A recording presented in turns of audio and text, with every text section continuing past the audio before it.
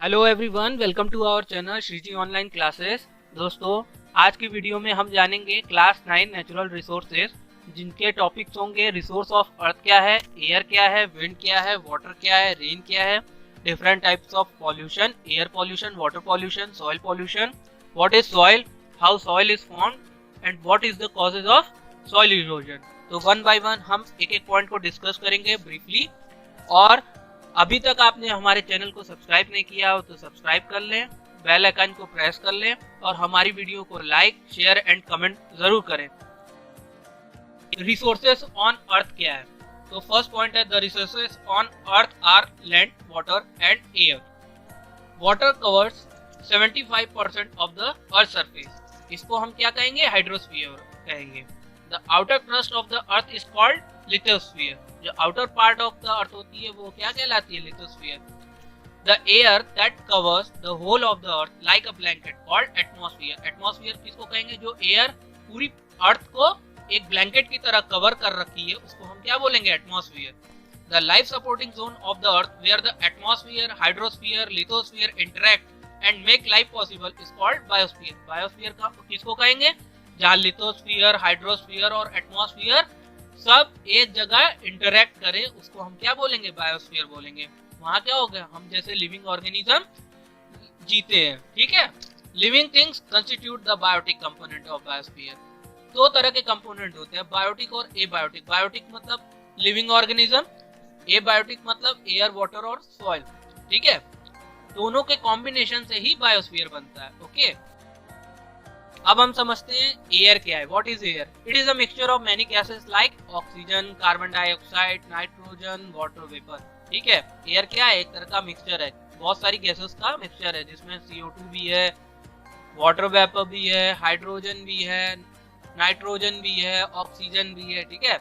Role of atmosphere in climate control. Air is a bad conductor of heat. Atmosphere क्या करता है? हमारे अर्थ के टेम्परेचर को मेंटेन करता है डे और नाइट में और होल ईयर में। ये हमेशा जो चेंजेस होता है, सडन चेंज, जैसे अभी मान लो 5 डिग्री, अगर सडनली 15 डिग्री हो जाए तो हमारा बॉडी एक्सेप्ट करेगा? नहीं करेगा। तो ये सडन चेंज को प्रिवेंट करता है, ठीक है। अब हम समझते हैं कि विंड क्या है। Since land is get heated faster than water, so during day time the air above the land gate heated and start rising. It creates a low pressure and air above the sea moves into this area of low pressure। देखिए, पहला आप एक चीज समझिए, जो movement होता है वो हमेशा higher concentration to lower concentration होता है, चाहे वो प्रेशर हो या वॉल्यूम का हो। क्या बोल रहा है कि लैंड क्या है हमारा? जल्दी गर्म हो जाता है वाटर की तुलना में, ठीक है। आप समर डेज में देखे होंगे कि हमारी जो जमीन होती है वो जल्दी गर्म हो जाती है पानी के कंपैरिजन में। तो हमारी जो पॉइंट है वो यही कह रहा है कि डे टाइम में जो हमारा लैंड है वो वाटर से जल्दी हीट हो जाता है।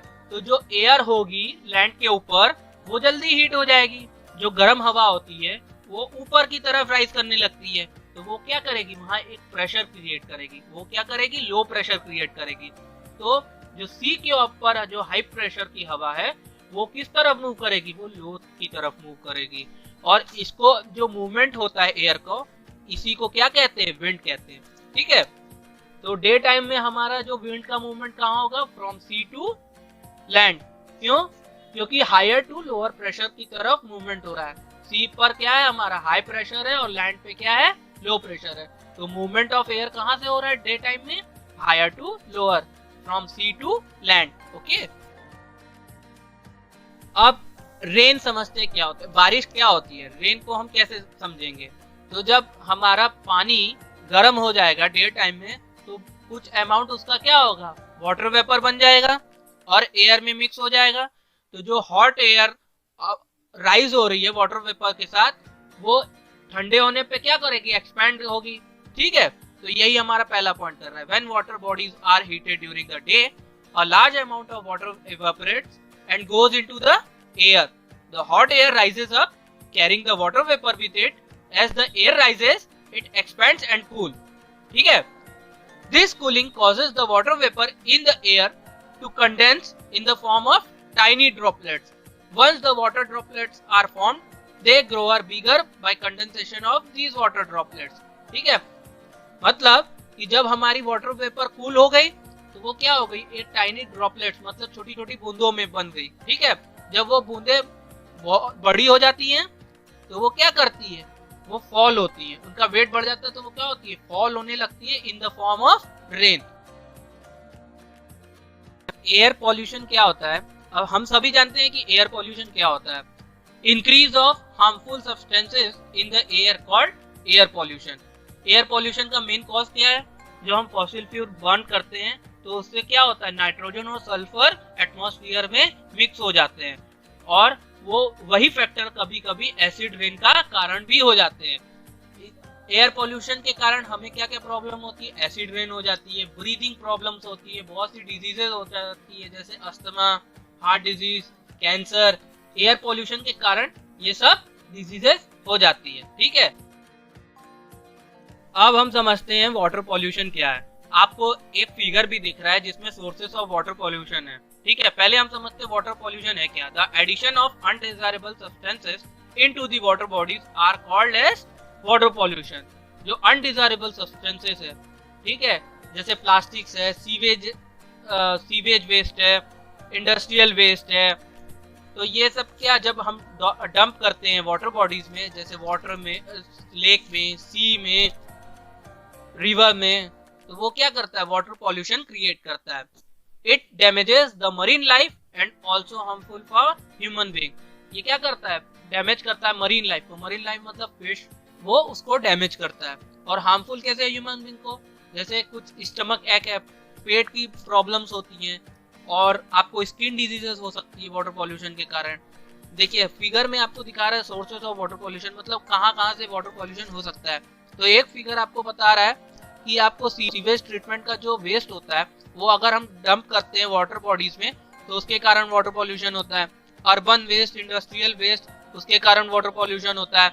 अगर हमारा कोई जहाज है, अगर वो सीप कर जाता है, अपना ऑयल सीप करता है सी में, तो उसके कारण क्या होता है, वाटर पॉल्यूशन होता है। और हमारा ये सब क्या है, इस ग्राउंड वाटर को भी इफेक्ट करता है। हमारा ग्राउंड वाटर की भी क्वालिटी क्या करता है, खराब करता है। ठीक है, अब हम समझते हैं सॉइल क्या है। तो soil is a type of mixture, it contain rock particles and a bit of decade living organism called humus. Soil क्या है, मिक्सचर है। ये क्या कंटेन करता है, रॉक पार्टिकल, और जो हमारे लिविंग ऑर्गेनिज्म डेड हो जाते हैं तो उनका जो कंपाउंड होता है वो कहलाता है ह्यूमस। तो इन दोनों का कॉम्बिनेशन होता है।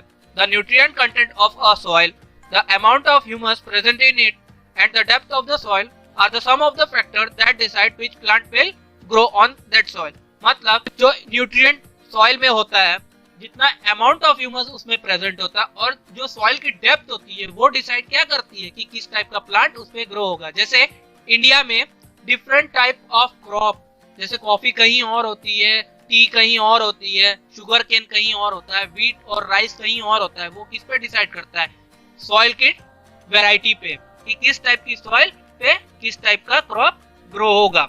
Thus, the topmost layer of the soil that contain humus and decayed living organism in addition to soil particle are called topsoil. Topmost soil का पार्ट होता है उसको हम क्या बोलते हैं, टॉप सॉइल। इसमें क्या होता है, ह्यूमस और rock particle contain maximum amount में होते हैं और ये क्या होते हैं, सबसे अच्छी क्वालिटी के होते हैं। इसमें क्या होती है, फर्टिलिटी अच्छी होती है। The more use of fertilizer and pesticide damage the quality of soil, it creates soil pollution.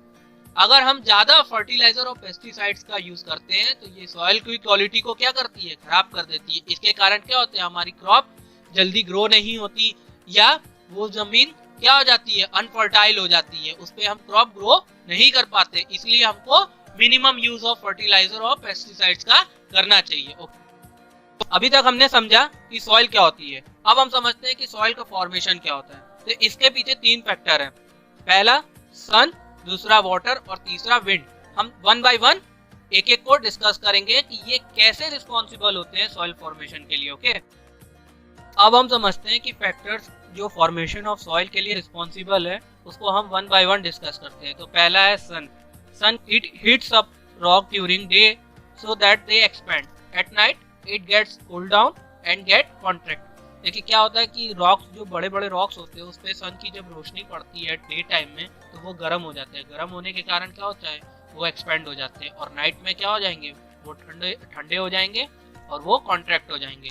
Since all parts of rock do not expand और contract at the same time, this results the formation of cracks and form into smaller pieces. मतलब अब देखिए जैसे ठंडे हुए तो जरूरी नहीं है कि एक ही टाइम पे एक्सपेंड और कॉन्ट्रैक्ट हो, क्योंकि रॉक्स तो बहुत बड़े बड़े होते हैं, ठीक है।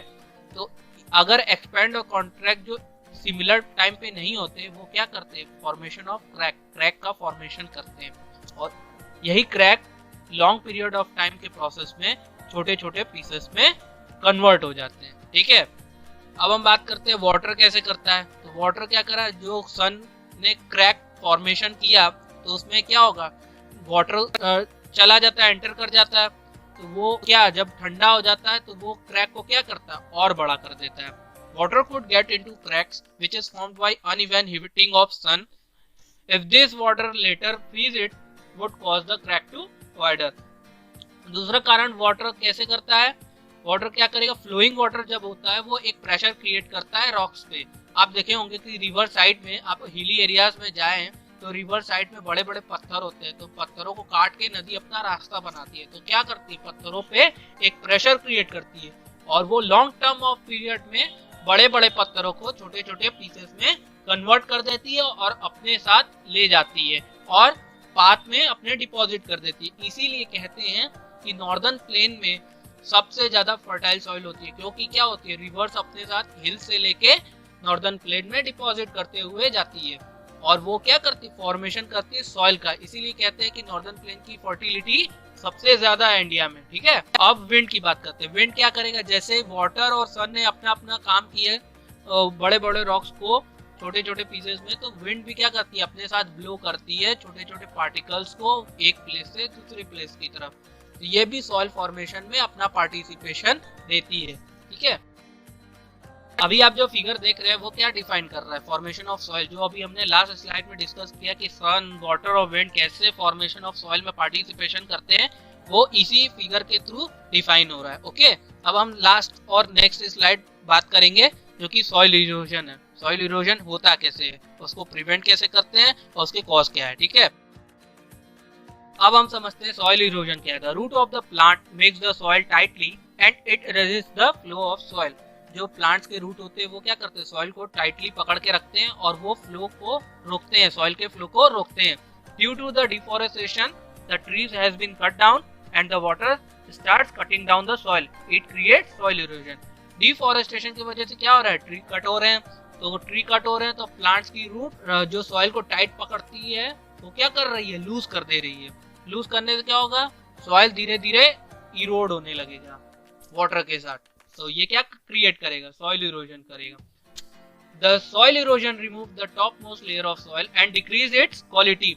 सॉइल इरोजन हो रहा है तो टॉप मोस्ट लेयर जो फर्टाइल लेयर होती है वो क्या हो रही है, रिमूव हो रही है धीरे धीरे टाइम के साथ, और इसके वजह से क्या हो रही है, सॉइल की क्वालिटी क्या हो रही है, डिक्रीज हो जा रही है, सॉइल अनफर्टाइल हो रही है, ठीक है। To prevent soil erosion we have to do afforestation. Soil erosion को सबसे अच्छा रोकने का काम है एफॉरेस्टेशन, पेड़ लगाने का काम।